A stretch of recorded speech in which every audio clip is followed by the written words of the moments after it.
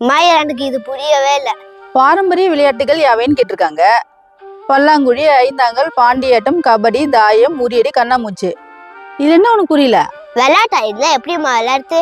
இதெல்லாம் விளையாட்டோட பேருப்பா. நாங்கெல்லாம் சின்ன பிள்ளையா இருக்குள்ள ஸ்கூல்ல இருந்து வந்துட்டோன்னே இதுதான் விளையாடுவோம். நீங்களாம் எங்க ஸ்கூல்ல இருந்து வந்தோடனே போனை தான் பாக்குறீங்க. நீங்க சொல்லி கொடுத்தா நாங்க விளையாட போறோம். அதுவும் கரெக்ட் தான். முன்னாடி எல்லாம் தெருவுல பசங்க கூட்டம் கூட்டமா விளையாடுவாங்க. இப்பெல்லாம் அதெல்லாம் பார்க்கவே முடியுதுல்லப்பா. தப்பு யார் மேலமா இருக்கு? தப்பு கண்டிப்பா பெத்தவங்க மேலதான்ப்பா. சரி, நாளையில இருந்து நீ ஸ்கூல் விட்டு வந்தோடனே இதுல இருக்கிற ஒவ்வொரு விளையாட்டா உனக்கு எப்படி விளையாடுன்னு சொல்லி தரேன். இப்ப போய் நீ படிக்கிறியா? சரிம்மா.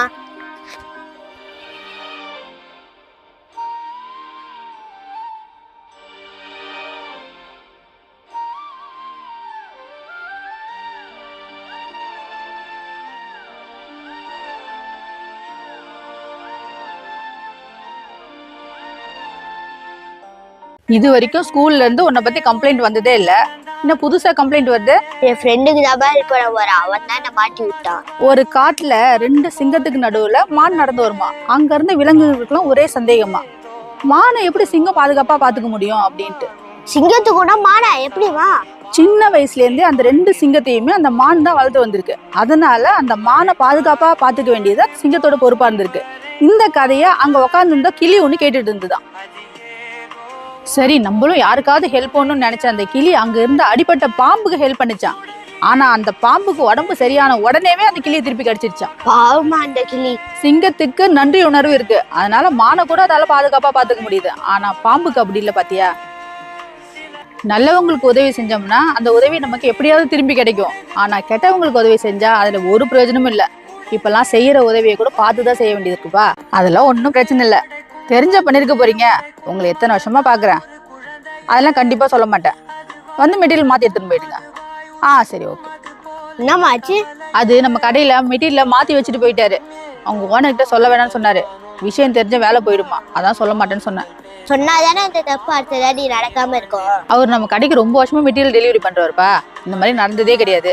பாவம், அவருக்கு என்ன பிரச்சனையோ.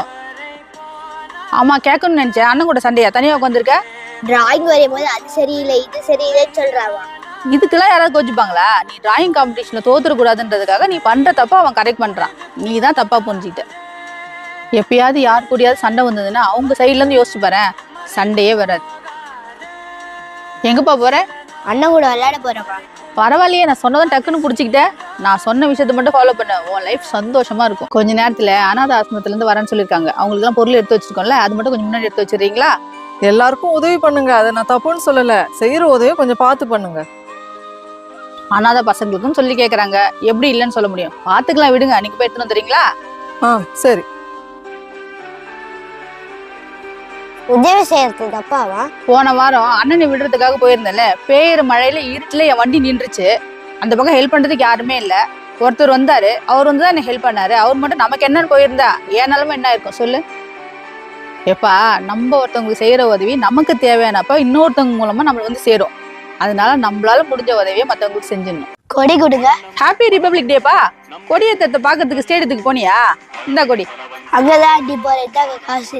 எனக்காக ஒண்ணு பண்றியா? இன்னைக்கு சட்டையில குத்துவல இந்த கொடி. இன்னைக்கு சாயங்காலமே கீழே போட்டுறக்கூடாது என்ன? அதை பத்திரமா எடுத்து வச்சுக்கணும்னு. சரி அடி தான் வரேன். கொடி தீந்துரும்ல இருக்கு, கொஞ்ச நேரத்துல எப்படி காலி ஆயிடும். நான் போய் கடைக்கு போய் வாங்கிட்டு வந்துடுறேன்.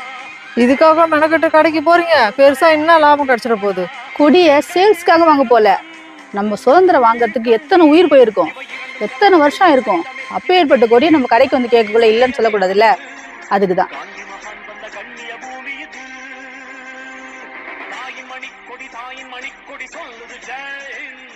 தாயகம் கத்திட தன்னலம் போக்கிட சொல்லுக ஜெய் ஹிந்த்.